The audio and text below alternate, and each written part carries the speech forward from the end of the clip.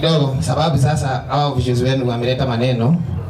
Wamesema nipigie mdozi wangu na ndio mdozi wako wasalimie. Nataka mdozi wako wasalimie maana namna gani? Haya. Boss. United Spring Valley way. United Spring Valley hamjambo tena. Asanteni sana, nimeambiwa mmekutana kutekeleza CBO. Ndio mpange mambo yenu. Ile mtakaa pamoja, mpendane, msikizane.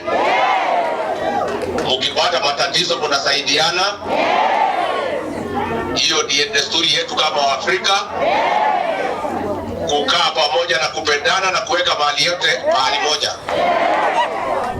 Kwa hivyo mimi natakia nyinyi mema sana. Na nimeambiwa mtaanza kununua hema na viti na kila kitu. Hata mimi nitatumana shilingi 1,100 nisaidie.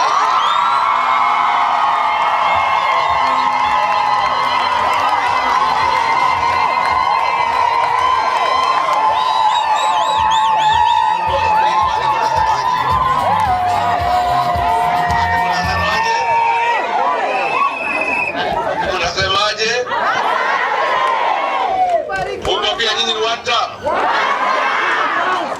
Basi tutasaidiana na nyinyi kufukuza huyu kasongo zetu.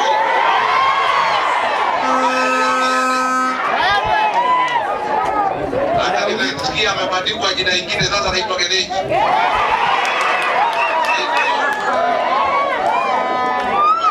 Asanteni sana. Na watoto wetu wa Gen-Z mwambie wachukue vitambulisho na wachukue kura, si ndio? Na huyu kiongozi wako anaitwa Meja Dongo, mumshikilie, mtamshikilia.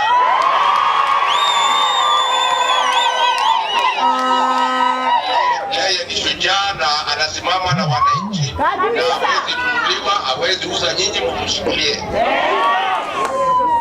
Asanteni sana, Mungu awabariki. Kumwambia nini?